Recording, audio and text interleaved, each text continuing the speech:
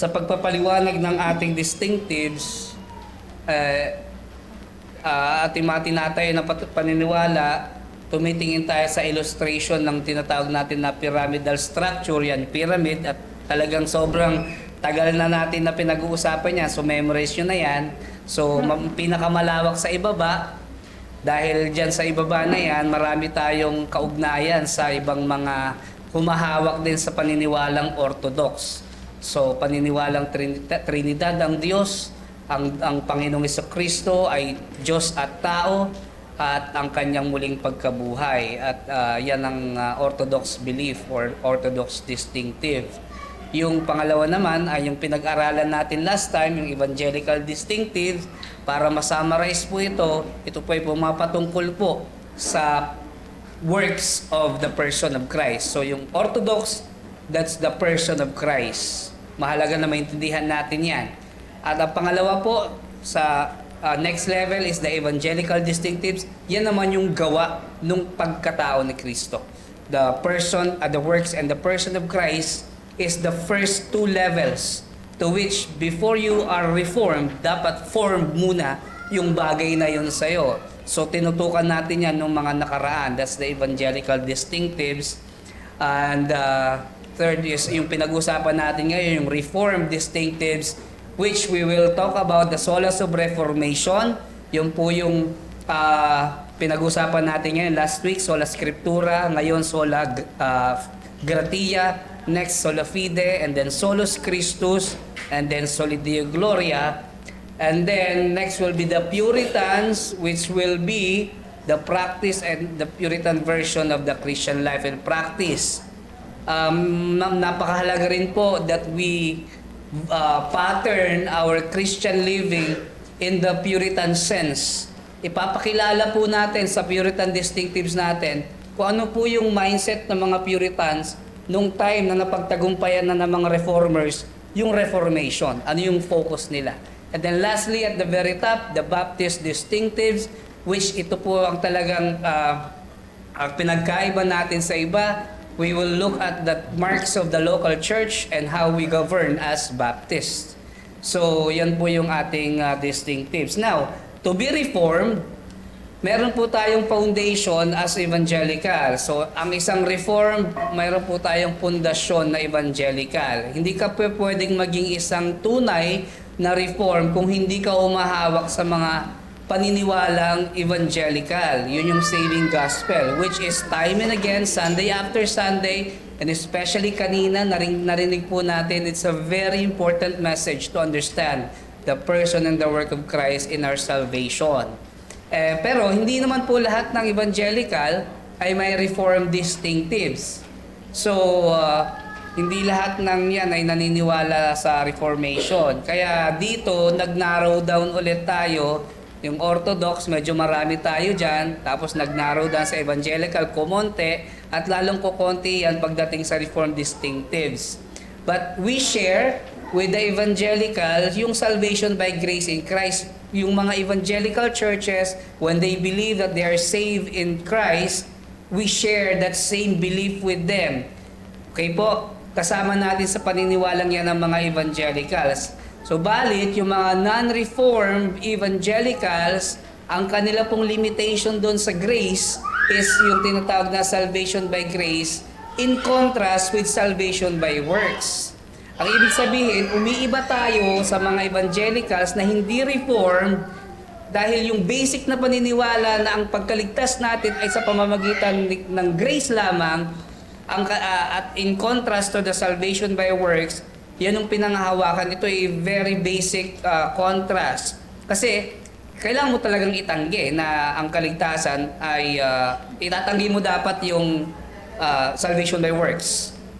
Kung hahawak ka sa evangelical distinctives na salvation by grace, kasama natin sila dyan. Kasi nga, sabi sa Romans 11:6, but if it's by grace, it is no longer the basis of works. Otherwise, grace is no longer grace. Bakit natin yan pinag-uusapan? Kasi dito, kasi parang inisip natin, salvation by grace, grace alone. Hindi, reformed distinctives din pala yung mga evangelicals kasi grace din yun eh. Ito po yung sinasabi natin dyan. Yung Reformed distinctives po ng grace alone or sola gratia, ito po ay pinapalalim natin. It deepens to include all of salvation, which is eternity and time. So, Reformed distinctives in the sola gratia, in that sense, deepen grace to include all of salvation, eternity and in time. Ngayon po, mula pa noon hanggang ngayon. So, nagkaka-issue po yung mga evangelicals dito. Dahil karamihan po sa kanila, they are only limiting yung grace doon lamang sa time ng salvation. Ang sinasabi nila, yung grace na nagliligtas sa atin, ay nagiging applicable lang daw po yun sa kanila doon sa oras o pagkakataon na nananampalataya yung tao kay Kristo. Yan yung point. Yun yung ang point of contention, kailan nilolocate, saan at kailan nilolocate yung grace na yan. At yan ang ina-explore natin. Yung time na nanampalataya lang ba yung tao o mula pa noon operational na yung grace. Yan ang pag-uusapan natin. So sa Reformed distinctives po, titignan natin, i-explore natin, palalawakin natin, palalalimin natin na yung grace na yan yung kabuuan. Mula pa nung una, from eternity past to eternity future, and everything in between. Ang operation niyan, grace. Yan po yung ayaw pong hukayin, ayaw pang hawakan, ayaw i-embrace ng mga evangelicals, ng mga non-reform. Hindi sila willing na yakapin yung bagay na yan. Nagkakasya na lamang sila doon sa salvation by grace in contrast with salvation by works. Ayaw nilang i-explore yung lawak ng grace na ito. Yan po yung pinatunayan noong 16th century reformations. Yung mga reformers po natin, in-explore nila yung mas malalim na kahulugan ng salvation by grace. At nagkaroon po sila ng dalawang mahalagang pag-aaral. Una po is yung covenant of grace. Yung po yung defining of the biblical history. Yan yung una. Ito yung pag-aaralan natin sa series na ito sa Sola Gratia. Yung kung papaanong yung biyayang nakapagliligtas, the salvific grace, paano siya sumulong, how it progressed in the history of the redemptive plan of God. So paano sumulong sa kasaysayan ng pagliligtas ayon sa salita ng Diyos, yung grace na yan. Yan yung biblical history, may kinalaman sa kasaysayan. Yung pangalawa naman, ito yung madalas natin na na-experience, yung sovereign grace. Doctrines necessary to make it grace alone. Yan po mga kapatid ay isa pong hiwalay na pag-aaral. Lord willing po, after natin ng distinctive series, isusunod po natin yung doctrines of grace. Maaring ilan sa inyo, karamihan sa inyo nakikilala ito bilang Calvinism. Pero hindi po tayo limited sa Calvinism. Pag-aaralan po natin yung iba't ibang dimension of the doctrines of grace. Kanina nabanggit po yung isa doon, yung mabisang pagtawag. Meron din pong nabanggit kanina sa preaching yung pong perseverance. So we are persevering because the Lord is preserving. At meron din po yung doctrine of election and the doctrine of depravity of man. So marami po tayong pag-aaralan. It's not enough for one single topic para pag-aralan yung doctrines of grace na yan. Mahalaga ninanamnam natin. That's why I decided na i-separate siya. So ang pag-uusapan natin ngayon is the covenant of grace, the defining of the biblical history. So yan yung una na atin pong pag-aaralan. So yung una may kinalaman sa history, kung paano dumating yung biyaya. Yung pangalawa naman may kinalaman, yung sovereign grace, may kinalaman sa ating experience. Yan yung kilalang-kilala natin. Pero hindi yan yung una. Dapat ang una nating naiintindihan is yung kasaysayan. Paano at bakit natin naranasan ng sovereign grace? Kaya yan ang pag-uusapan natin ngayon. Ngayon, makikiusap lang po ako. Magtiyaga po tayo sa pakikinig dahil makaka-apekto po ang pag-aaral na ito sa pamamaraan kung paano natin binabasa ang Biblia. Kanina nailathala po, kanina po na-point out na kung paanong mali ang pagkabasa nila doon sa John chapter 5. Bakit? Kasi po hindi nila ito tinitignan sa pamamagitan ng covenantal. Yan po yung ating iwawasto ngayon. Kaya na maganda po kanina na nadaanan ni Pastor Bill sa kanyang preaching yung maling pagkakaintindi at pagkakaunawa ng mga nagtuturo doon sa John chapter 5, resulta po kasi yan ng maling pagtingin sa redemptive history. Kaya yan po yung ating pag-aaralan. Kaya po, pinapakiusap ko po ang matyagang pakikinig. It will be mind-stretching. I hope not time-stretching kasi nakakagutom po.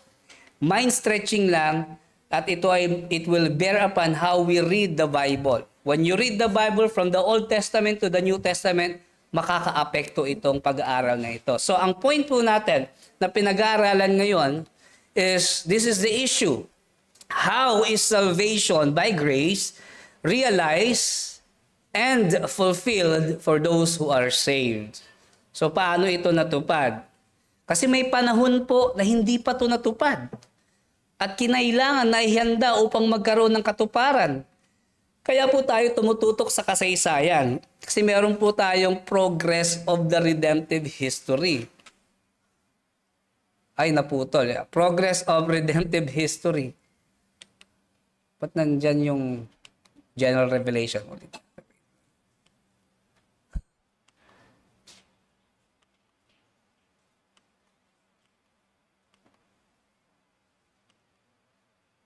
Ayan, the progress of redemptive history.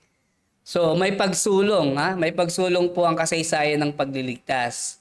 Kasi hindi lahat ng karanasan ng pagliligtas ay parehong-pareho sa kung paano natin ito nararanasan ngayon. Ibig sabihin po, nung paanong naligtas si Abel noon, ganun din sa atin ngayon. Hindi po yan yung tamang pagbabasa dyan. Kasi kung ganyan po ang nangyari, kung magkaparehas lang po yung pamamaraan ng pagkaligtas nila, wala na pong kabuluhan yung pagdating pa ni Kristo. Hindi na po niya kailangan ng krus. Dahil sinasabi natin na pwede naman palang kaligtasan wala ang Kristo, wala ang krus ni Kristo noon. Ibig sabihin lang noon, naligtas sila, meron kasi sila noon, may promise. So ang kabuuan ng redemptive history, from promise to fulfillment. Yan yung summary niyan. Kasi noon po ay ipinangako, ngayon po sa panahon natin, tinupad. Alam niyo po yung binasa kanina na the time is coming, that's the promise. Pero yung sinabi ni Jesus Christ, and now, yan yung katuparan. Kapag binabasa po natin yung Bible ng ganun sa pamamaraan ng ganun, naiintindihan natin. Hindi yung now, ngayon. Hindi, yung sinabi ni Jesus Christ na now, ibig sabihin kasi, andun na siya sa eksena. The promise appeared on the scene. That is why lagi niya sinasabi, even in the encounter of the woman at the well in John chapter 4, sabi niya, the time is coming. And now, ngayon na nga. Yun ang sinasabi niya kasi andun na siya. So, the promise has been fulfilled in our time. So, progress is through God's covenant. Paano nangyayari yung fulfillment na yun? Sa pamamagitan ng pakikipagtipanan. Paano sumulong? Paano nagprogreso? Yan po yung susi sa ating pagkaunawa sa ginawang pagliligtas ng Diyos. Nag-progress yan sa pamamagitan ng covenant. Covenant means pakikipagtipanan ng Diyos. Hindi po kasi lump sum ang salvation. Hindi yung bagsakan na isahan lang. Salvation is not lump sum in its truth and experience. It progresses through covenant stages. Hindi naman po kasi alam ng lahat ng nasa lumang tipan ang kabuuan ng kaligtasan na nalalaman ng mga nasa bagong tipan at mga nalalaman natin ngayon na meron na tayong kompletong Biblia. Hindi ibinigay yan ng isang bagsakan. Kung anong alam ni Adan at ni Eva noon, hindi po ibig sabihin na siya na rin lahat ng nasa bagong tipan. Hindi po ganon. Kung alam na nila noon pa, yun nga po, hindi na kinakailangan pa magkatawang taong Panginoong Hesukristo para makumpleto yung pagliligtas. Kasi complete na noon. Kaya po, alisin po natin sa ating mindset na kung ano yung pagbabasa natin, na kung ano yung palagi, kung ano yung nasa bagong tipan, ganun din sa lumang tipan. That is the wrong reading of the Bible. Okay po? So, sa atin pong pagtalakay, of course, our format is we will look for the wrong approaches. Ano ba yung mga maling paniniwala diyan? So sa pagsagot ng katanungan na how is salvation by grace, realize, yung word na realize, tututukan natin kasi paano siya dumating. At meron ding fulfilled, paano siya natupad for those who are saved. So sa mga wrong approaches, ito pong mga maling approaches na ito ay meron po silang kaugnayan kadalasan sa covenant of grace. Okay po? So sila po yung madalas na kalaban ng covenant of grace o yung contrast, ibang pagtuturo. So una po nating titignan dyan is yung tinatawag na open theism. Open theism is a very popular theology in the Western countries. Ito po ay isang paniniwala na laganap po sa United States. And of course, whatever it is popular in the United States, pumapangalaw palagi ng Pilipinas, 'di ba? Kasi tayo ay may colonial mentality. So parang big brother natin sila palagi. So whatever happens there also happens here. And sadly, this is a sad state of most evangelical churches. Yan yung open theism. Ano ba itong open theism na ito? Let us discuss. Ang open theism, ang sinasabi dyan, God goes along with changes in time. Yan yung paniniwala ng mga open theists. Ito yung mga nagsasabi na hindi alam ng Diyos kung saan patungo ang mga kaganapan sa kasaysayan na parang nabibigla ang Diyos, tapos nagre-react na lang siya. Depende sa kung ano yung takbuhin ng pag-iisip ng sangkatauhan. Dahil wala nga siyang control. Kaya ang tawag dyan open. Open para sa Diyos at open possibilities. Ibig sabihin walang absolute. Walang konkretong plano na sementado. Pwedeng mabago. At ang sinasabi pa nila, God has no knowledge or control of the future. So what does it make of God? Ang sinasabi nila, God is just an observer as events develop in time. So alam niyo yun, parang ini-imagine na parang, nakahalukip-kip lang ang Diyos na ganyan. Tapos pinapanood niya yung mga pangyayari sa pagsulong ng panahon. Tapos magre-react na lang siya kung ano yung dapat niyang gawin sa tingin niya, ay mag-i-intervene siya o hindi. Wala pong iniiwan niya. Parang sinasabi, at best, God wisely performs damage control. So yun na lang ginagawa ng Diyos ngayon. Yan ang mga open theists. Ang sinasabi na nagda-damage control na lang ng Diyos ngayon, napakasikat ngayon yan, lalong-lalo sa makaganapan sa Middle East. Kaya maraming takot eh. Yun sinasabi ni Pastor Bill kanina, kung alam mo ang salita ng Diyos, hindi ka takot kasi naniniwala ka, hindi, ang Diyos ay hindi lang siya nagpe-perform ng damage control. He does not just react to the unfolding of history. He creates history. Yan ang Diyos natin. Yan ang sinasabi ng mga open theists na siya ay, kumbaga, may ginawa ng kasiraan ng mga tao. Tapos, hindi alam ng Diyos yung gagawin ng sangkatauhan, pero dahil marunong siya, kaya niyang ayusin kung anong winasak ng tao. Nagbibigay yan ng pakahulugan. Sikat na sikat yan sa mga bansa na kung saan sa tingin nila ay malalakas sila. Yan yung parang modern version ng mga Chaldeans, so ng mga Babylonians, mga Assyrians, Egyptian, yun yung mga power countries na meron tayo ngayon. Yan ang usong-uso sa kanila. Why? Bakit uso yan sa kanila? Kasi it gives the idea that somehow man has control. May idea kasi sila na somehow kontrolado ng taong kaganapan. At ang Diyos, walang control. At sa pangapanahon na hinaharap sa kasaysayan, alam nyo, ganun ang kanilang pagtingin sa Diyos. Kaya usok-uso sa kanila yan. Ay alam nyo, gano'n man kaganda yung view na yan, hindi po yan biblical. Dahil po ang totoong Diyos, the true God, distinguishes Himself as sovereign of the future. Soberano siya. May control siya. So sa lahat ng nangyayari, sa lahat ng mga mangyayari pa lang, sa hinaharap, ay may control po siya. Yung hindi pa nga nangyayari ay itinakda na ng Diyos ayon sa kanyang soberanong kalooban. Kaya hindi po yan yung parang bahala na kung ano yung magiging kahihinatnan base sa magiging kapasyahan ng sangkatauhan. Tapos hihintayin mo na lang na ang Diyos gumawa ng damage control. Hindi po yan ang Diyos ng Biblia. Okay po, soberano ang Diyos sa panahon at sa hinaharap, At ganyan ipinakilala ng Diyos ang kanyang sarili sa pagiging iba niya sa mga Diyos-Diyosan. Tignan po natin yung sinabi niya sa Isaiah 46.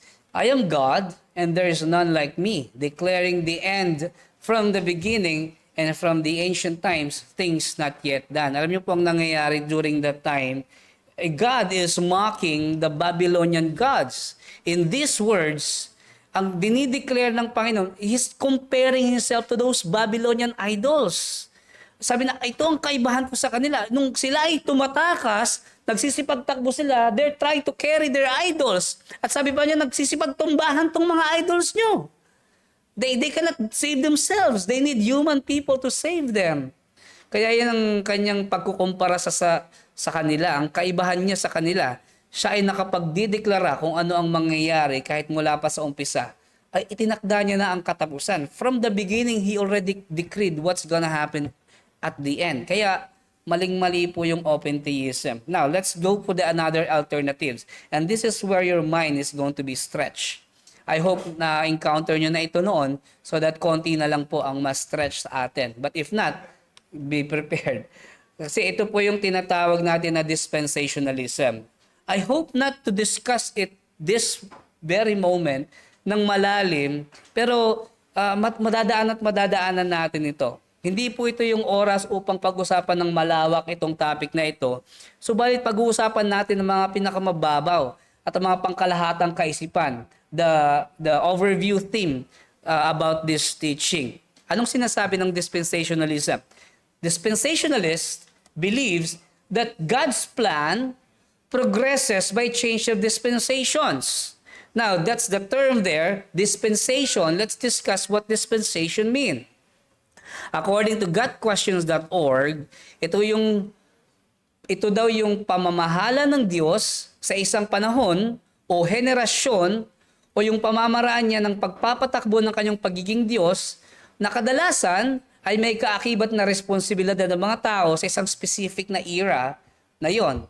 At saka yung test na meron sa kanila, tapos sila ipapalya, at pag sila pumalya, may paghatol.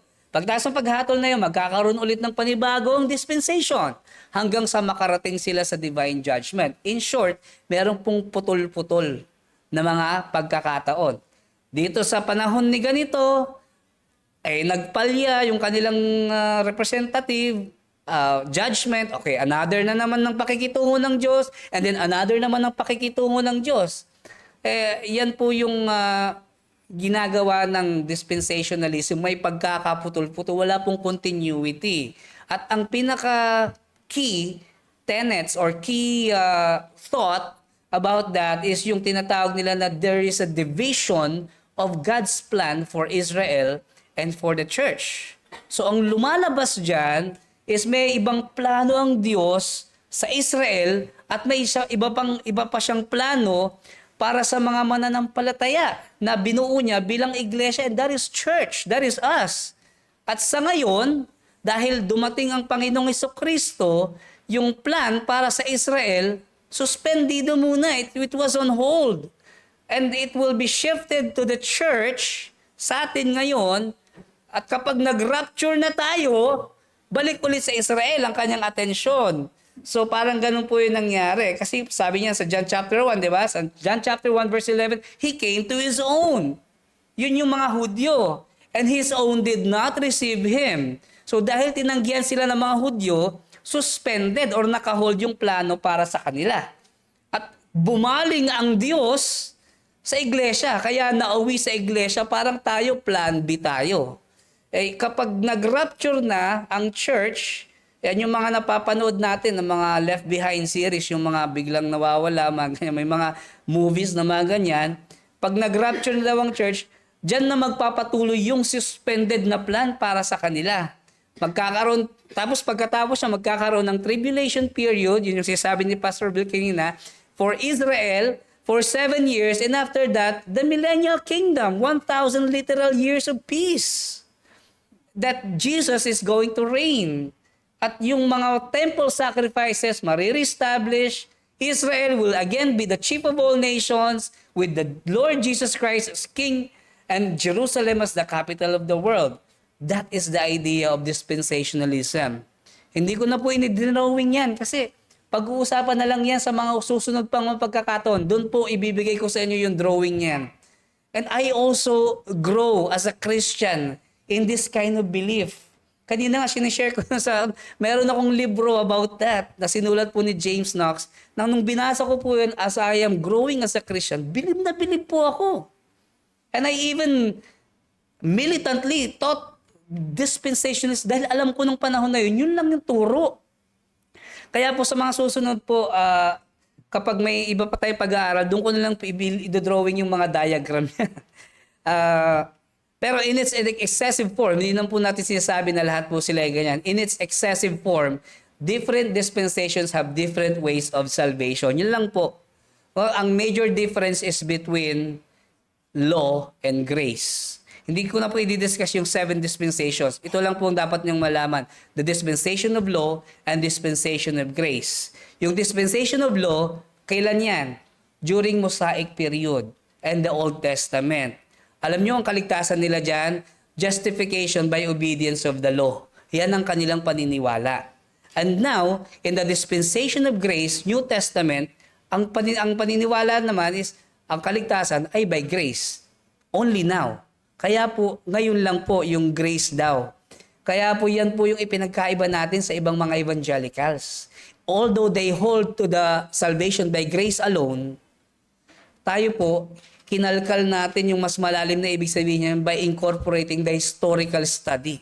And that's what we're doing right now. Dahil dapat naiintindihan natin as Reformed Baptists that there's history. How did it fulfill in our midst? So, they all agree that there are different dispensation at yan ang kanilang paliwanag at paniniwala kung paanong sumulong at nagprogreso ang plano ng Diyos ng pagliligtas. Ang sagot natin dyan ay God's Old Testament promises to Israel are being fulfilled in the New Testament church. Alam niyo po, may mga ibang pangako naman na sa Old Testament pa lang natupad na. Kagaya po nung pagbabalik ng mga Israelites sa Jerusalem, ay tinapik po yan doon sa Sumandig. Napakaganda po. Tinapik din dito ni Pastor Billian noong nakaraan. Alam niyo po yung naging hari si Cyrus ng Medo-Persians. They went in batches, di ba? Zerubbabel, the first batch, Ezra, and then Nehemiah. That's the preaching of Pastor Billian and Pastor Joey. So, yung sinasabi dyan, these people, Nehemiah and Ezra, they preached that God's promises were fulfilled. Totoo po yun. May mga pangako naman talaga ang Diyos na tinupad niya na mismo noon sa lumang tipan sa bayan ng Israel. Pero yung iba pong pangako sa tipanan ng Diyos sa Israel ay tinupad ng Diyos sa bagong tipan sa pamamagitan ng church. Kaya po ang church ay ang tinatawag natin na pinalawak na Israel. The church is the extended Israel. Kaya mag-iingat po tayo doon sa mga nagbibintang. Madalas po ang bintang ng mga dispensationalists sa Reform, ang binibintang nila sa atin ay tinuturo daw natin yung replacement theology. Yung po yung bintang nila sa atin. Sabi nila, pinapalitan daw natin yung Israel ng church or pinalitan na raw ng church ang Israel. Ay hindi po natin tinatanggap yung bintang na yan. Kasi po hindi po pinapalitan. We are not replacing. We are expanding. It's an expansion, not a replacement. Pinalawak. Ibig sabihin po niyan, ito pong Bible na ito, ang pag pinalitan po, pag replacement, ito pong Bible na ito, I will cancel this Bible and then I will replace it with the other one. Yan yung replacement. Hindi po ganyan. Sa atin po, this retains, I will retain this, and then I will add this. That's extension. So, ibig sabihin, ang church po ngayon is composed of both Jews and Gentiles. And the Israel that is having a war in the Middle East right now, that's not anymore the Old Testament Israel na covenant people ng Diyos. But they are still part of the mission of the church. We can mission to those Israelites in there for them to hear the gospel, and eventually when they come to their faith in Christ, then they will become part of the church. Okay po? So, hindi po yan yung parang we have to help them so that God will favor us. Maraming ganun pa rin hanggang ngayon. Kaya nga po, ganyan na naging material manifestation ng war na meron ngayon. Because of the wrong view of Israel. So, yan po yung paniniwala nila. Alam niyo po ang tawag ni Apostle Paul sa church ngayon? Sorry, maliit na eh. Hindi kasya eh. Peace and mercy be upon them and upon the Israel of God. That's in Galatians 6:16. Ang alam pinapatungkulan ni Pablo dyan ay yung mga mananampalataya sa Galatia. And they are Gentiles. And the church, siya na ang Israel ng Diyos. Hindi na yung ethnic na Israel ngayon na nasa gyera. Pero bansa pa rin siya ha. Bansa pa rin siya. And I believe God still has plans for them as a nation to be reached out for the gospel by the church. Okay po?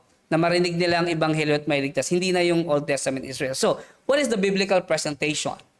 The biblical presentation is that there are two covenants. The first is the God's covenant of works with man. Kaninong man? The unfallen Adam and then the incarnate Christ. So, tingnan nyo yung dalawang distinctions dyan, okay? God's covenant of works. May covenant of works, may tipanan ang Diyos with the unfallen Adam. Unfallen, ibig sabihin, hindi pa siya nagkakasala. Perfect stature. Hindi pa po siya nagkakasala nung time na yon. And the incarnate Christ. So, dalawa po. So, silang dalawa yung tinatawag natin na federal heads o yung pangulo or ulo ng pagiging kinatawan nila natin. Nag-research po ako tungkol doon sa Tagalog niyan. Yan po yung lumabas. Kinatawan. Ulo ng kinatawan. Federal head. Okay, so, kasi po, by mere creation, man already owes God obedience as creatures. Okay po, isipin natin itong covenant, itong tipanan na ito. Tandaan natin, meron man o walang covenant, ang tao ay dapat na sumunod sa Diyos. Dahil tayo ay mga nilikha ng Diyos, ang kanyang karapatan ay pagsunod mula sa atin. Alam ko po, lahat po tayo dito nag-undergo ng evangelistic Bible study. That's the first lesson. If you must remember, that's the first lesson of the evangelistic Bible study. Lesson 1, level 1.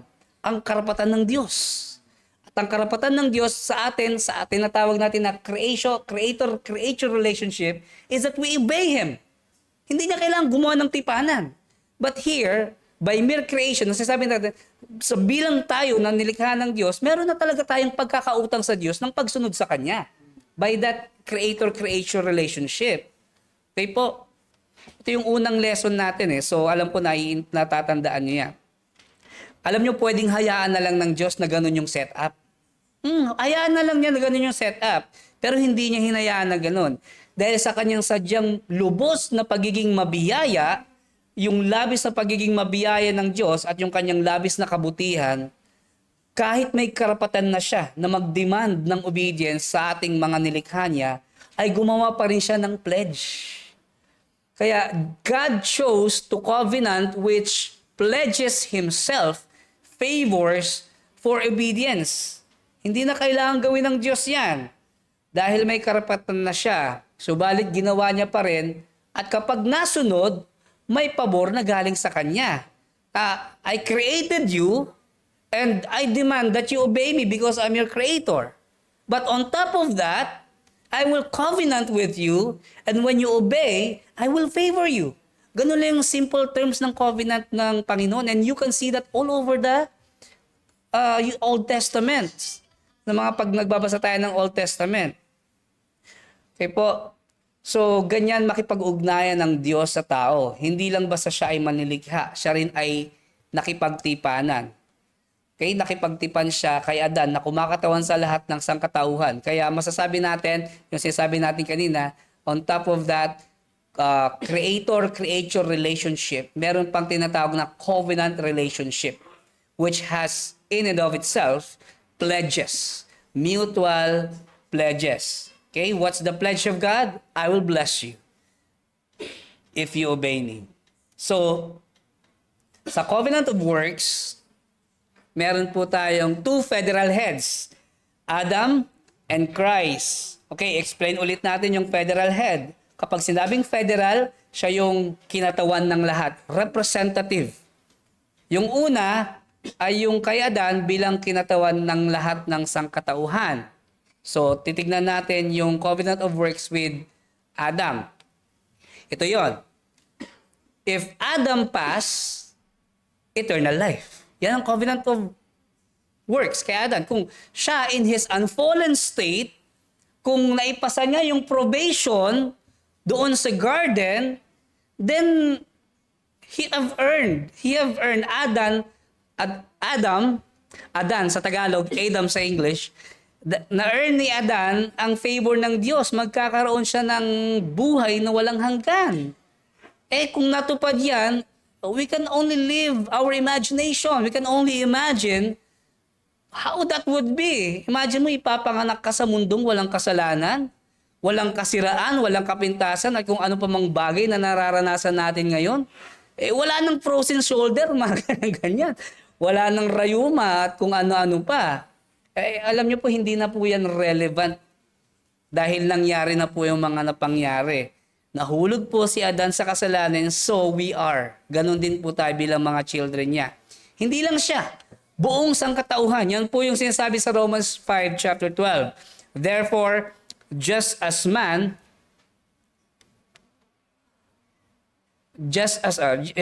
5:12, just as sin came into the world through one man, that's Adam, and death through sin, and so death spread to all men because all sinned. At ang sabi ni David in Psalm 51:5, behold, I was brought forth in iniquity, and in sin did my mother conceive me. Ang sinasabi niya, hindi niya sinasabi na siya ay pinanganak bilang isang bastardo o kaya sa kasalanan siya ay pinanganak. Hindi kasalanan ng nanay niya, but ang sinasabi ni David, nasa sinapupunan pa lang siya, makasalanan na siya. So, lahat ay makasalanan. Hindi dahil minana mo sa magulang mo ang kasalanan, kundi dahil kay Adan. It's what you call the Adamic imputation.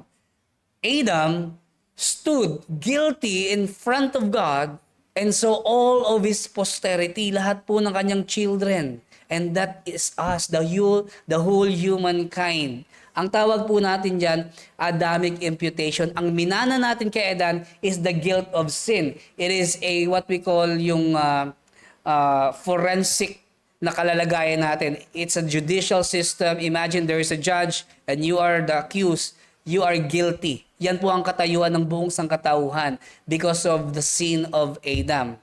That is why we say we are sinners. That's why we sin. Okay po? Kasi meron po tayong minana. Anong minana natin sa magulang natin? Hindi po natin minana sa magulang natin yung kasalanan. Ang minana natin sa magulang natin yung corruption because of sin. Okay po? So if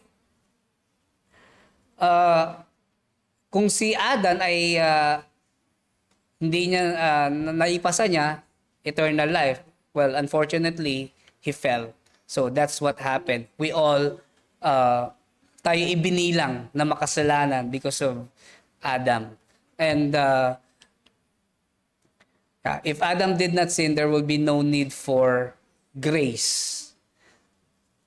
So, anong solusyon? This is where the covenant of grace comes in. Dito natin ma-appreciate yung pakikipagtipanan ng Diyos. Dahil yan ang sitwasyon natin. Whether you admit it or not, whether you are aware of it or not, well, you are aware now, ganyan po ang sitwasyon natin. Ganyan ang sitwasyon mo na humaharap sa Diyos. Ngayon, pakinggan mo to dahil ito ang solusyon na ginawa ng Diyos. God's covenant of grace with Christ this time. Ang sinasabi ng Bible sa language, the second Adam. The first Adam fell, the second Adam is another representative which fulfilled what the covenant terms is required. So God's covenant of grace with Christ from old covenant to the new covenant.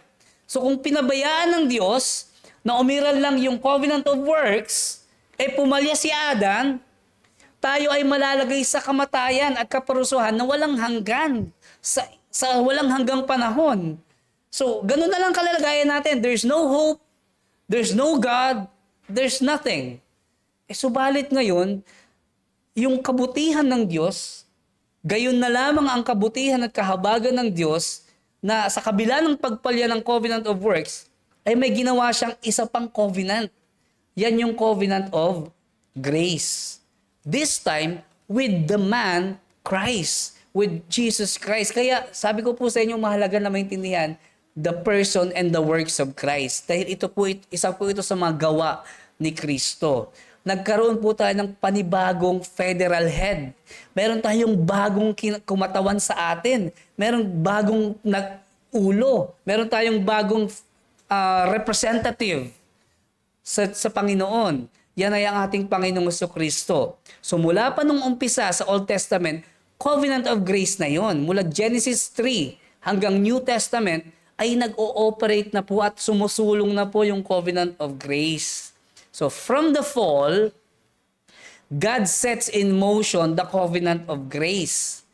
Alam niyo po sa kalagitnaan ng mga sumpa na binanggit ng Diyos, to you, you will toil, to you, you will bear pain in childbearing, and to you, you will eat dust from the ground. And then after that, He introduces the proto-evangelion. Doon po binigay ng Panginoon yung unang ebanghelyo, yung gospel. Ang sabi niya, and I will put enmity between you and the woman, and between your offspring and her offspring, he shall bruise your head and you shall bruise his heel. Yan po yung unang pangako ng kaligtasan. At yan po mula noon, hanggang ngayon, yan po yung nagpro-progreso or sumusulong. That's progressively happening. So, ang pledge po ng Covenant of Grace is salvation of all in union with Christ. The message is very clear kanina. There is that ultimate separation of those who are in Christ. They will be rising again in the life. And those who are not in Christ, they will rise again. Lahat makakaranas ng resurrection bodily. But the separation will be, if you are in Christ, you will have life. If you are not in Christ, then you will have the eternal damnation. And only the Bible can explain what that eternal damnation is.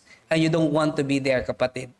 So, that's the pledge of the covenant of grace. Salvation of all in union with Christ. Gaya po nung kung paanong may kapamakan ang buong sangkatauhan dahil sa pumalya na si Adan na representasyon. Ngayon naman, in the representation of Christ, nung si Christ ang nagrepresent sa atin, lahat naman ng nanampalataya sa Kanya, may kaligtasan. Hindi ba napakagandang isipin? Kahit pumalya yung una nating representasyon kay Adan, merong ipinalit ang Diyos na representasyon who is perfectly, triumphantly, and victoriously able to do what the first Adam failed to do. And in placing our faith in Him, meron tayong kaligtasan. So, yun po yung covenant of grace. Ngayon, yung Old Testament po, kasi may mga sinasabi, may Abrahamic covenant, may Mosaic covenant, may Davidic covenant. Di natin tinatanggi yan. The Old Testament covenant of grace, nung nagsimula doon sa Garden of Eden kay Adan, ay yan po ay sumulong. Nagkaroon po ng mga stages or representation. So hindi po magkaiba ang Abrahamic, sa Mosaic, sa Davidic, sa Noahic, at sa Adamic covenant. Hindi po magkaiba yan. Yan po ay nakapaloob sa isang covenant. We call the covenant of grace. These are just covenant stages. Ano ba yung mga covenant stages? Yan po yung, kunyari, sa Abrahamic covenant. Ano ba yung pinangako dyan? Ang pinangako dyan, all the nations will be blessed. Di ba? Through Abraham. That's why he will be called the father of faith. And sa Mosaic Covenant, anong ipinangako sa Mosaic Covenant? Diyan po yung nagkaroon ng codification, yung batas. Ito po isang bagay na tinututukan po namin sa singles about the ethics, the ethical standards. Yung Mosaic Covenant, diyan po binigay yung mga ceremonial law. Diyan po yung paglilinis ng kasalanan, the sin offering. Diyan po in-establish ang nation ng Israel sa Mosaic Covenant na yan. And the Davidic covenant, of course, you know what the Davidic covenant entails. It entails the promise of the kingdom without end through the son of David. Lahat ng mga tipanan na ito, ng mga nabanggit, nag-terminate yan, nag-fulfill yan lahat kay Kristo. The fulfillment of all of these covenant stages is in Christ. Si Jesus Christ po, ang katuparan ng lahat ng mga yan. So sa lumang tipan, yung mga yan, they are just promises. Pangako pa lang sila doon. Nilabag yung kanyang katipanan. Kaya ito ngayon, tinupad na ni Kristo. Gumawa siya ng bagong tipan, yung New Covenant, hindi po yung New Testament, ha? Bagong tipanan na ang mangyayari, ang sinasabi po sa Jeremiah 31:31, ay isusulat niya. Saan? Sa puso. Isusulat sa puso yung dating isinulat sa tablets of stone upang ang lahat ng mga nasa bagong tipanan ay makikilala nila ang Diyos. Mula sa pinakamaliit hanggang sa pinakamalaki, walang sino man nakabilang sa bagong tipanan na ito ang hindi ligtas at hindi makakakilala sa Panginoon. Yan po yung taglay-taglay ng fulfillment ni Christ. Alam niyo po doon sa lumang tipanan, doon po sa Israel nation, marami doon sa nakabilang doon, as long as you're a Jew or an Israelite, kabilang ka sa tipanan doon. Pero marami po doon, hindi po ligtas. Take for example, the case of Achan. Take for example, the case of other who, yung talagang nag-tridor sila. So, marami doon sa kanilang tipanan na yon, hindi po ligtas. Pero dito po, ibahin niyo po ito. This covenant, sa bagong tipatan, the new covenant, lahat ng nandito, ay ligtas po yan. Wala po dyan kahit na ni isang kaluluwa na hindi ligtas. And that's what the word of Jesus Christ is. In John chapter 10, I will lose none of them. Yun ang sabi ni Jesus Christ. Kaya wala pong hindi ligtas dyan. So, in the Old Testament, the covenant of grace is foreshadowing of Christ. Foreshadowing. Anino lamang. For example, yung mga sacrifices, naglilinis sila ceremonially. Pero hindi talaga naglilinis ng kasalanan spiritually. Pero doon, ipinapakita kung ano yung magiging kaganapan kapag dumating na yung ultimate sacrifice. That in the Old Testament, shadow lang. In the New Testament, the covenant of grace becomes substance in Christ. Ito na lang, illustration. When you look at the sun, ang hirap nakatingin dyan, di ba? Yan ang Ama. You cannot look at the glory of God without being consumed. Hindi ka makatingin sa glory ng Panginoon. Mga cherubim nga tatakip sila ng ganyan Di ba? Nabasa natin kanina, nagtatakip sila ng ganyan. Hindi nila makita ang glory ng Panginoon. Imagine the sun is the glory of God. And then there is someone covering that glory. That is Christ. Because of Christ, nakita mo ang Diyos, Ama, na hindi makikita. The hiddenness of God suddenly becomes visible. But kung hindi mo pa nakikita yan, hindi ka pa tumitingala, nakatingin ka sa baba, may makikita kang anino. That is the Old Testament. Anino lang ang nakikita nila. Kasi hindi pa nila nakikita yung someone who's casting the shadow. Sa New Testament, nagkaroon ng laman, ng katawan, nag-incarnate si Jesus Christ. Kaya nakita nila ngayon, yung foreshadowing, may laman na. Meron ng katuparan. So, kung dati, anino lang ang naaaninag nila, ngayon, they are looking at someone casting that shadow, and that is Christ. So, it is Christ who fulfilled the covenant of works. Okay po? Yung covenant of works, hindi na fulfill ni Adan. The second Adam came, he fulfilled the covenant of works. Ano ngayon ang aplikasyon sa atin yan? How does that relate to us? That covenant of works, which Christ fulfilled, becomes grace to us. That is why it's called covenant of grace with Christ. Hindi po tayo yung nakatupad ng works doon. But Christ is the one who fulfilled the terms na nakalagay doon. Doon sa covenant of grace. So, yan po yung ating tinatamasa. Kaya ang tawag natin dyan, sola gratia. So that is why we deepen the study. We don't just settle doon sa salvation by grace in contrast with salvation by works. That's an evangelical distinctive. We do not deny that. But we as Reformed, linalaliman natin that ang tinitignan natin, yung covenant of grace na yan, ay nagsimula pa yan noon pa. Kaya ito yung pinag-aaralan natin at nung nakarating sa atin, naintindihan natin, mula pa nung umpisa, it is already by grace. And ang tumupad niyan ay ang Panginoong Hesukristo. Now, let us answer some common objections. Isa lang naman ang objection na ating pag-uusapan. Ito ang sinasabi ng imaginary objector natin. We will have an imaginary objector. And this is how public discourses usually happen during the time of Paul. Let's have an imaginary objector. The imaginary objector says, why should it be by representative and not by oneself? Ang sinasabi dyan, bakit kung nung nagkasala si Adan, bakit damay ako? Hindi ba pwedeng kasalanan ko na lang? I will answer to my own sin. Di ba? Siya yung nagkasala eh. Bakit ako yung kailangan magbayad dyan? Di ba? Yun yung karamihan pinakasikat na argumento or pagtutol ng karamihan sa bagay na ito. Si Adan nga naman ang nagkasala, bakit makasalanan na rin ako, di ba? So, ang sinasabi, gusto niyang tumayo sa sarili niya. I want to stand on my own. Dapat yung ano yung sarili. Alam nyo, ang sabi lang natin dyan, if that is the objection, usually that person, hindi niya naiintindihan ang kanyang sinasabi. He doesn't know what he is talking about. Why? Because it fails to understand the miserable result without representation. Kasi alam niyo po, kapag itatanggi mo ang representation, if you deny the federal headship, ang mangyayari sa'yo, sin once, you're done. Tapos ka. Magkasala ka ng isang beses, tapos ka na. But with representation, kung pumalya yung unang representative, yung unang kumatawan, may bagong kumatawan. May pangalawang representative. There's a second Adam. And according to our hymn na kinanta, he won. Diba? He won.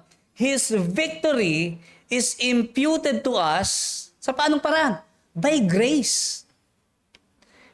Yung pinanalunan ni Kristo ay naibilang sa atin sa biyaya. That's the point of Ephesians chapter 2 verse 12. Ang sinasabi ni Paul sa mga taga-Epeso, he is describing the life without God. Remember that you were at the time separated from Christ. If you don't want the representation, itong kakahantungan mo. Alienated from the commonwealth of Israel and strangers to the covenants of promise. And take note of this, having no hope and without God in the world. It's terrible. Without hope, without God, napakaganda ng description ni Pastor Bill kanina. Kung saan-saan ka nagpupunta, wala kang katiyakan sa buhay. You can just feel that terrible condition if that is you. Ganyan ang kahihinatnan mo, ganyan ang kalalabasan mo kung hindi ka i-represent ni Kristo sa isang tipanan. Kaya kung sino mang nag-iisip na karapat dapat siyang husgahan sa kanyang sariling mga gawa, hindi ka maliligtas. Kung ganyan ang siste, wala pong maliligtas. Kaya po may nag-represent sa atin. Yan ay si Kristo. At yan lang ang pag-asang meron tayo. Whether you like it or like it. So, representation is the only hope for fallen sinners to be saved. At ang maganda dyan, yung representation na yan, covenantal. Ano ibig sabihin nun? Alam mo, salamat sa Diyos. Dahil covenantal yan. Ibig sabihin, galing yan sa Diyos. Pag sinabing covenantal, ang Diyos ang siyang nag-initiate. Siya ang umabot. Siya ang nakipagtipan. Siya ang gumawa ng pledge. Hindi tayo ang nag-reach out o naghanap or nag-initiate. Ang Diyos ang nakipagtipan sa tao sa pamamagitan ni Kristo na siyang representative o kumatawan sa lahat ng mga ligtas. Tignan niyo yung contrast. The first man was from the earth. That's Adam. A man of dust. From dust to dust, thou return. The second man, that's Christ, is from heaven. From heaven pala eh.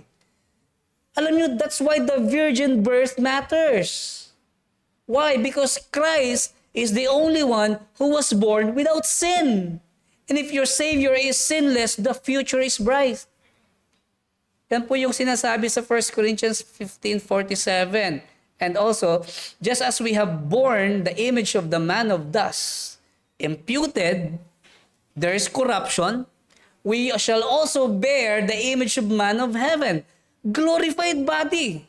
That is why it is very important that we discuss and we believe that Christ resurrected from the dead. It is part of our gospel proclamation that He died, He buried, and He rose again on the third day. And then He will come again. So kasama siya sa gospel proclamation natin. Why? Because of the resurrection of Christ, according to 1 Corinthians 15, hindi tayo yung pinakakawawa dito. Dahil meron tayong inaasahan. That same voice, sabi kanina ni Pastor Bill, will be the one to call you from the dead. And you will rise. Yan po yung ating inaasahan. The first Adam did not do that. That's why we have the second Adam. And that came to us by grace. That is why it is sola gratia. Yan lang ang meron tayo. Salamat sa Diyos dahil ito ay covenantal. Okay? So, lahat tayo, we are either in that man of dust or man from heaven. Whether you are aware of or not, conscious or not, you are represented by someone, either of the two. And if this is your first time to read and to hear this, well, at least aware ka na. The question is, what are you gonna do about it? Kung inaalok sa'yo kanina, yung ebanghelyo sa pangangaral, hindi lang kaninang pag-alok ng ebanghelyong nakapagliligtas, maraming beses na inalok na yan dito kung umaattend ka palagi. Ito lang sinasabi, piliin mo si Kristo as your representative. Kesa sa manatili ka sa paniniwalang hindi mo kailangan ng representative, nire-represent ka na ni Adam. Kahit hindi mo paniwalaan yan, you are already represented by Adam. So, he failed. Where do you go? Saan ka pupulutin? I don't mean to yung parang magkaroon ng panawagan o altar call. Kasi ang topic kasi natin ngayon is grace. So, hindi ko maiwasan na ikumpara talaga ito. So, pagpasensyahan nyo na po. Pero yun po yung gustong idiin ng mensahe ng pag-aaral natin. So let's discuss the significance of the covenant of grace. Ano po yung significance ng covenant of grace? Unang-una, there is a singular unity to all of the scripture. Kaya kapag binasa mo ang kasulatan, pag unang binasa mo yan at hindi mo yan titignan as covenantal, parang buhol-buhol. Diba, parang magkakasalunghat, iba't iba yung tema, yung istorya. Kung titignan mo siya ng ganun, talaga malilito ka. Pero dahil ngayon, naintindihan mo that it's part of one covenant, at tignan mo siya in a covenantal approach, makikita mo, ay may isa palang tema ito. And all of this leads to the person and work of the Lord Jesus Christ. And all of those, sama-sama silang nagpo-progreso or sumusulong. At may isang pagkakataon lamang na nagbubukod sa lahat ng nakasulat. Ito yung sinasabi dyan ni Jesus Christ. Jesus said to them, that is, these are my words that, in Luke 24:44, these are my words that I spoke to you while I was still with you, that everything written about me in the law of Moses and prophets and the Psalms must be fulfilled. Yun po yun.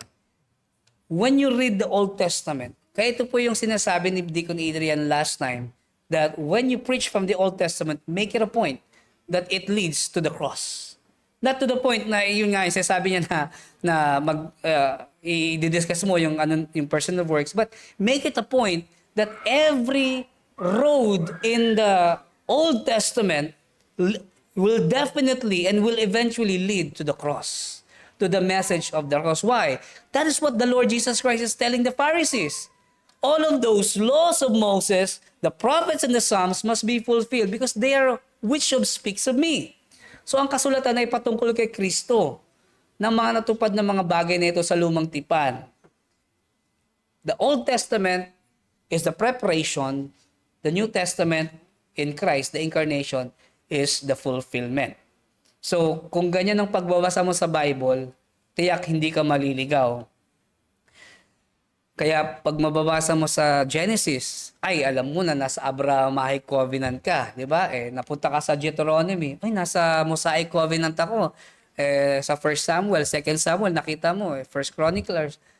Nasa Davidic covenant ako. Kaya pagdating mo sa bagong tipan, makikita mo, alam mo excited yung mga tao. Tawagin si Jesus Christ, Son of David, have mercy upon me. Pati tinawag tong Son of David. Ngayon, naintindihan mo na pagbalik mo sa Davidic covenant, si Jesus Christ pala yung tinutukoy doon. So naiintindihan mo na ngayon. Ang tawag po dyan, work back hermeneutics. Pagbabalik. Hindi po yung tinataglay noon yan. Ngayon, taglay-taglay na natin. Kaya po natin inaaral. Yan po ang kahalagahan ng pag-aaral na ito. Kaya makikilala mo, meron pong unity yung scripture. Okay po. Pangalawa, salvation is by grace from beginning to an end. Okay, ito po isa sa mga tanong. Paano naligtas yung mga Old Testament saints? Di ba? Yan po yung madalas na tanong Alam niyo po, maski sila ay naligtas din sa pamamagitan ng grace. Biyaya. Sa dispensational view, iba-iba ang kapamaraanan ng kaligtasan. Ito po yung point ng Romans chapter 4. Abraham believed God. Abraham is a man, and it was counted to him as righteousness. That's in Romans chapter 4, verse 3. And in verse 6, another man, David, they're all in the Old Testament, okay? David also speaks of the blessing of the one to whom God counts righteousness apart from works. So both of them, they were justified by faith in the promise. So parehas po sila na naligtas sa pamamagitan ng biyaya sa pananampalataya. Alam niyo ang kaibahan? Ang kaibahan lang po, sa panahon nila, pangako pa lang yon. Okay? Sa panahon natin, nakamtan na. We possess it. Fulfilled na, natupad na. So, mula nung unang pagparito ng Kristo, sumaatin na ang pagpapala ng biyayang nakapagliligtas. So, whenever you read in the gospel accounts, time is coming. And now it is.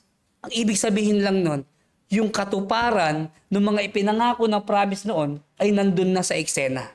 Yun po yung significance nung sinasabi palagi ni Kristo sa Ebanghelyo, that the time is now. Now. Kasi yun na po ay natupad na.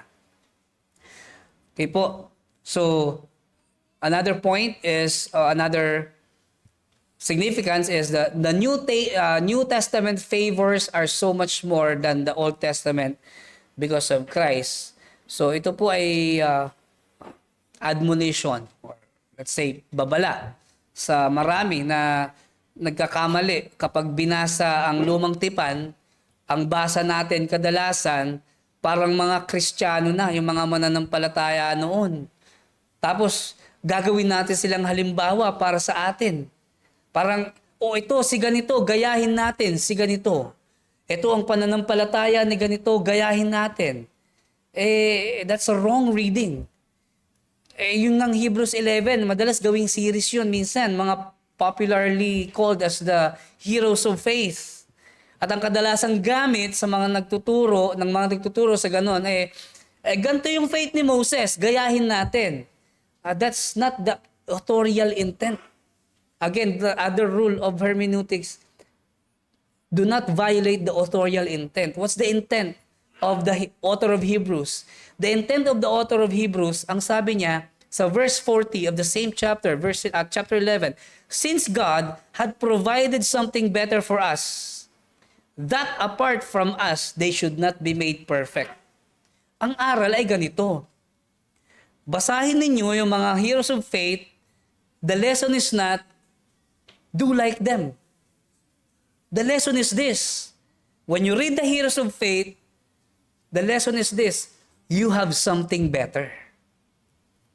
Anong meron sa atin na wala sa atin? We have the Holy Spirit that leads us to Christ. We are supposed to have better view because we have the full Old Testament and New Testament scriptures. They don't. We have the complete revelation, the Word. And yun nga yung tema ng preaching sa Sumandig. I'm sorry, I have to keep repeating kasi napakaganda po. The living Word is as if God is speaking to us. It is better than any majestic vision, just like Peter said. We have a more sure Word. Yan po yung lamang natin sa kanila. It's not that we are competing against them.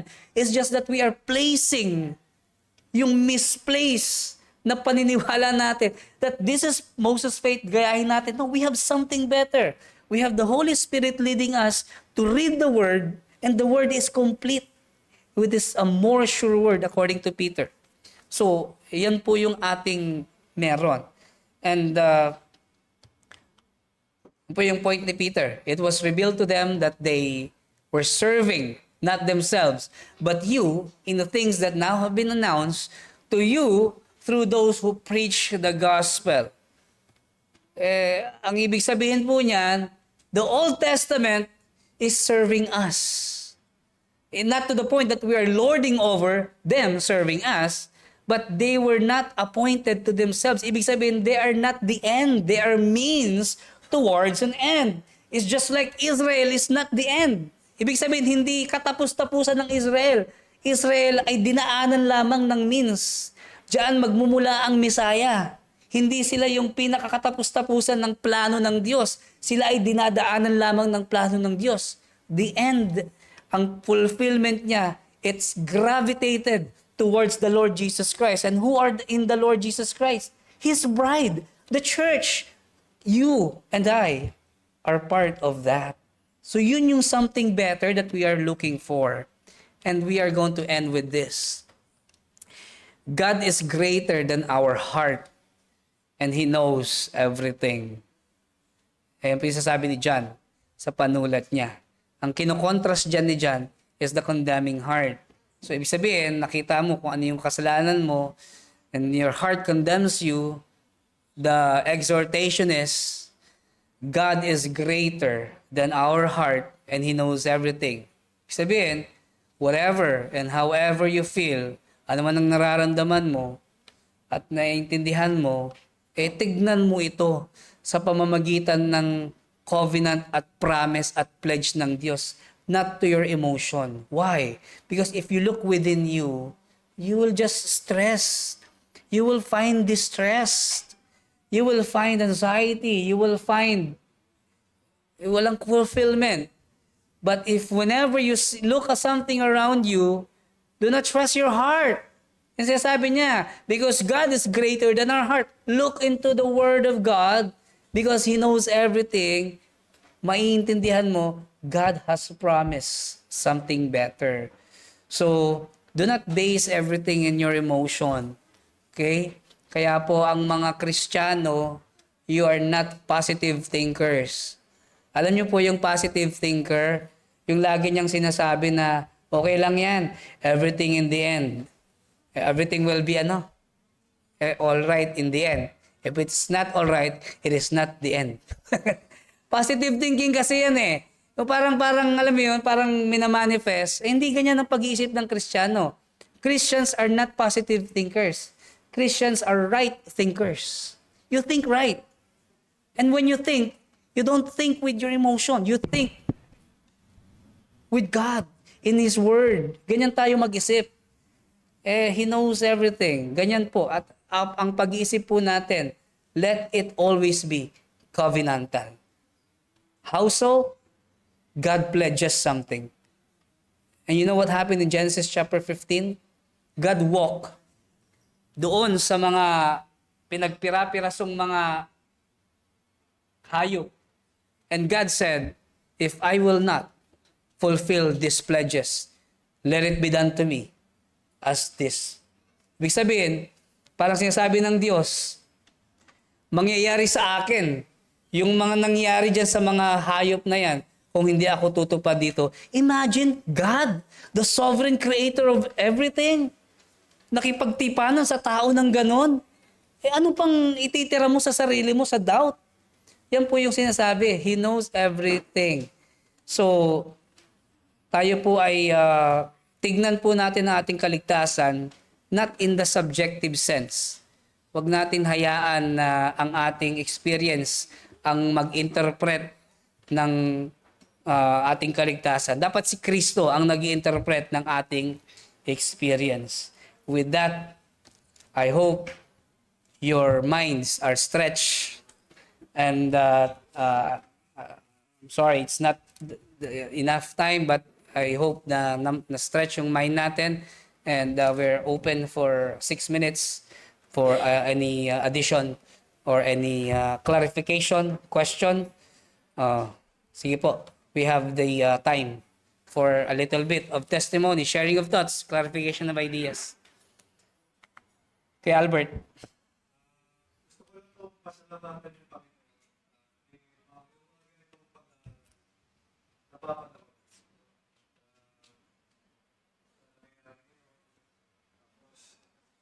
Dami pang dumidiin yung kung paano. Dito sa pag-aaral na ito, lalo mo pang datakilain ng Panginoon. Talagang doon yung nagre-reflect talaga sa kanya. Lalo pa sa kanya nag-DVD kung gano'n sa kapangyarihan. So from beginning to end eh. Wala na eh, nakasulat na. So tayo, bilang mga Kristyano, magre-remind na naman sa atin ulit kung paano na dapat natin pangawakan sa at siya kung paano natin siya. At kung paano din natin tignan yung nangyayari sa ating paligid, sa ating o sa ating din. Sa lahat, sa refleksyon, sa lahat. Kung paano tayo pagtingin. Kaya tama, kung ano siya pagtingin. Smart. Right thinking, right thinkers. And what is right is the righteousness of Christ. So thank you, Kuya Albert, sa testimony. Yes. May nagpapatanong daw. Yung kung kay Samson daw po, ba't daw po hindi siya na pasama sa mga? As Hebrews 11, hindi malinaw kung anong dahilan kung bakit hindi siya napasama sa Hebrews 11. Malamang mayroon kasi dong clause or phrase, many other.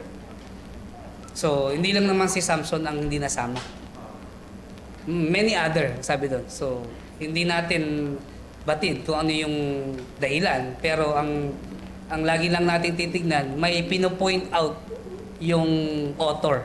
At ang pino-point out ng author, itong mga taong ito, nagkaroon sila ng faith na ipinangako sa kanila. Hindi naman doon i-discuss yung dahilan kung bakit hindi siya isinama.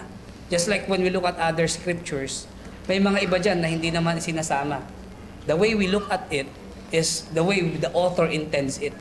Kunyari, si Matthew, ini-intend niya na hindi isama. Yung sinasabi niya na, I came here not to have peace. Sige po. Kasama. Okay, kasama pala sa Samson. But thank you po, Deacon. But just in case that question comes up again, and this is how you do it. For example, in Matthew, may binanggit doon na sabi ni Jesus Christ, I did not come here to have peace, but to have division. And the fathers will be against their son, and mothers and daughters. Tapos meron dong question, sinabi, bakit hindi binanggit yung father-in-law? Diba? So, we are not looking to stretch it. But what we're looking is the point of the author. Ano bang point ng author? That there is a division. Magkakaiba talaga, depende sa pagtingin mo kay Kristo. Yun po yung point. So, whenever we look at something and there's something missing, you don't major the minor. Yun yung sinasabi. You don't major the minor because that's the minor thing. Ang tignan mo, what is the thrust of the message of the author? Okay po? Para hindi po tayo nagkakaroon ng overemphasis sa mga bagay na minutiae. O sinasabi, hindi naman nakaka-apekto sa overall meaning ng passage na yan. Yes, pero kasama po pala siya. So, thank you sa, ano po. Anyone else? Yes, Kaja.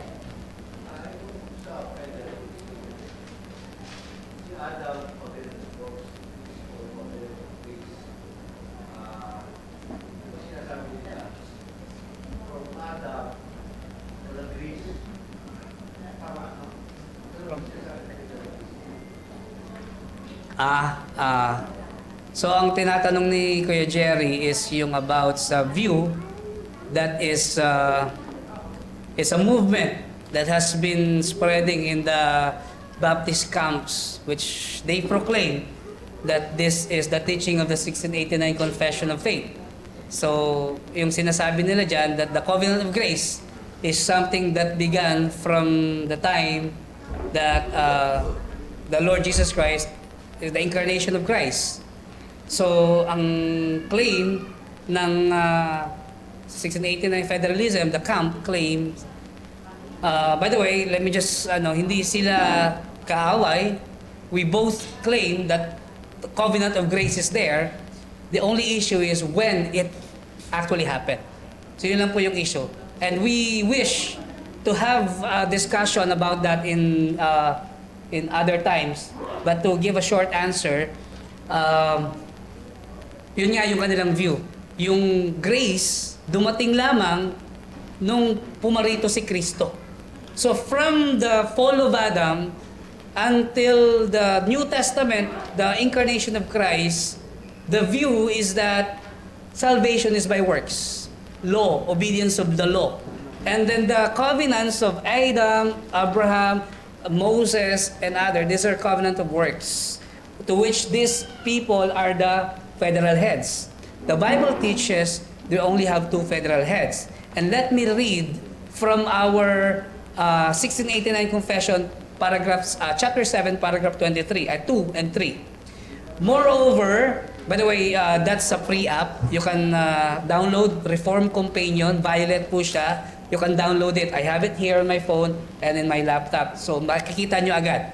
So in our confession, let me just explain this. In our confession, sabi dito sa 1689 Confession, chapter 7, paragraph 2. Moreover, man, having brought himself under the curse of the law by his fall, it pleased the Lord to make a covenant of grace, wherein He freely offers unto sinners life and salvation by Jesus Christ, requiring of them faith in Him, that they may be saved, and promising to give unto all those that are ordained unto eternal life His Holy Spirit, to make them willing and able to believe. That's in 1689 Confession, our confession, chapter 7, paragraph 2. Paragraph 3 says, this covenant is revealed in the gospel, first of all, to Adam, in the promise of salvation by the seed of the woman, and afterwards by further steps, until the full discovery thereof was completed in the New Testament, and it is founded in that eternal covenant transaction that was between the Father and the Son about the redemption of the elect. So when did it begin? With Adam. It begins with Adam. The unfolding is there. That the plan of redemption happened, the transaction happened between the Father and the Son. The Father said, I will give you a redeemed humanity to worship you forever and ever. That is the plan of the Father and the Son. And then the covenant of grace, that's eternity plus past pala. But the unfolding, yung kung paano siya na-realize, kung paano siya dumating sa atin, it began with the fall of Adam. And everything that follows is a development of that. Yung nag-iisang covenant na yon, it's all the development. It comes in various stages. Yugto. But the culmination of it all, and the beginning of it all, is the covenant of grace God made when Adam fell. Doon po yan nag-umpisa. Okay po? Kaya po, ini-insist talaga natin that the way we read the Bible should be covenantal, so that hindi tayo magkakamali. Okay. Deacon? May additional po.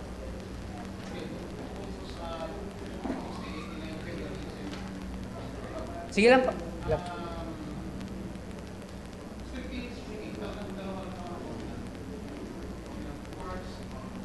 Covenant of grace.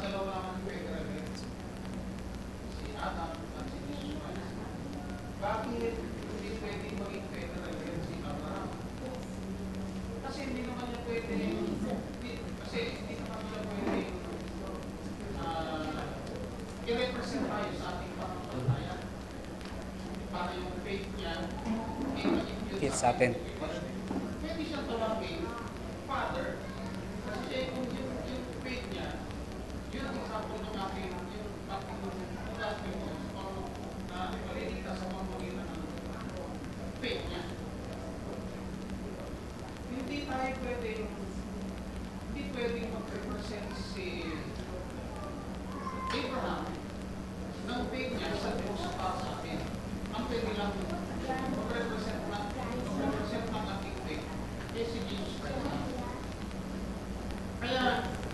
federal government talaga, si Jesus Christ lang. Si Abraham, father ng Okay. hindi siya pwede tawagin federal head. Kasi hindi siya pwede mag-represent sa atin. Salamat po. Hindi rin. So no man, sabi nga that's why ang proto-evangelion, the seed of the woman. Abraham is not the seed of a woman. He came from paternal reproduction. The only person who did not came from regular, normal paternal reproduction is Christ. Because Christ's conception is immaculate, sinless. What's at stake is the sinlessness of Christ. That is why Christ is the only qualified mediator and He is the only qualified substitute that will present our case before God. Why? Because the law requires perfection. And that is not attainable by any human means. Any other human, no matter how great their faith is, will not and never be compared to what Christ has for us. That's why only Christ can represent us as the second Adam. So thank you po, Diko, sa paglilinaw. 106. Luto na. Okay na po? Okay, salamat po. Well, if you have any other questions and if it comes down to the federalism that is so ongoing right now, we will be more than glad to sit down with you and just si Deacon Leo, and if makapag-aral din ako ng ganyan, we will discuss this with you. But for now, let us settle our case. We have 2 federal heads, 1 failed, 1 won. Doon tayo sa panalo. Amen? Sige po, tayo po yung manalangin. Aming Diyos na siyang nagpahayag ng kanyang sarili, kami ay napakapalad dahil kami ay nakarating sa yugtong ito na kung saan sumaamin na ang pangako. And it is very clear to us through the revealed word that we are that part of the redeemed humanity you have promised to your Son. So we are just caught in between your love to your Son. In that, wala kaming masabi, Panginoon, but to express the gratitude of our hearts that we are even able to study this. It's lofty to begin with, and it's not something that human mind can even ponder. But thank you, because of your grace, ay nagkakaroon pa rin kami ng pagkakataon na ito ay namnamin and apply this to ourselves. And that whenever we look at the things that are going around, we are not like that of the world, that they treat it as something to be feared, but we do not, because we have the promise, we have the pledge of the Lord. Kaya salamat, Panginoon, we are in Christ, we are represented by your Son, who done perfectly enough to obey what you required, and He is our federal head, and with that, our future is bright. So we thank you, Lord, for this moment that we are able to acquire all this information. And not only that, that it also made manifest in the way we look at ourselves in this chaotic, dark world who's so desperately in need of the gospel. May you equip us to share what we have known to our neighbors and to those whom you will surround us with. And may it be for the benefit of those people na tatawagin mo pa, and for the glory of your name. And as we share this food that you have blessed us with through the lives of those who have prepared it, Lord, may it result into the praises and thanksgiving and the glory of your name as we eat. And we pray this in the name of our Lord and Savior, Jesus Christ. Amen. Sige po, bon appetit.